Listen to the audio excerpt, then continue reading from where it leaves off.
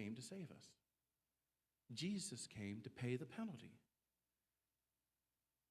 And so our action step last week was to sin no more. And today, as we open up this passage, we're going to be in the book of John chapter 8, and we're going to start in verse 12. But the Bible tells us in verse 12 that Jesus is going to use a statement.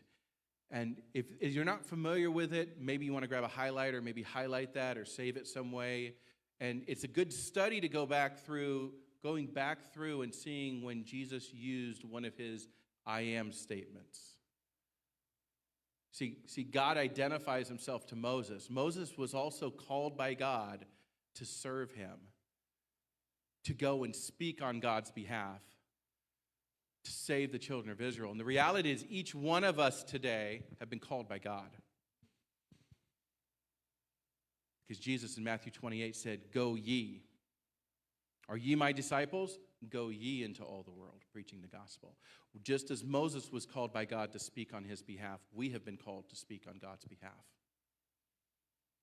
So if we're disciples, we've been called, and Moses was afraid.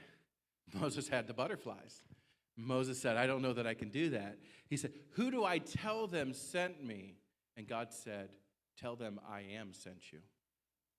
And as we open up this passage, we're going to see this statement. So in John chapter 8 and verse 12, will you stand with me as we read God's word together? In John chapter 8 and verse 12, understand this is right after the woman was caught in adultery. Right after Jesus then says, "I don't condemn you. Go and sin no more." This is what Jesus says in verse 12. "Then spake Jesus again unto them, saying, I am." He's going to tell us who he is. He's giving us a glimpse into his identity. He says, "I am the light of the world. He that followeth me shall not walk in darkness, but shall have the light of life." The Pharisees therefore said unto him, "Thou bearest record of thyself, thy record is not true." There's an accusation.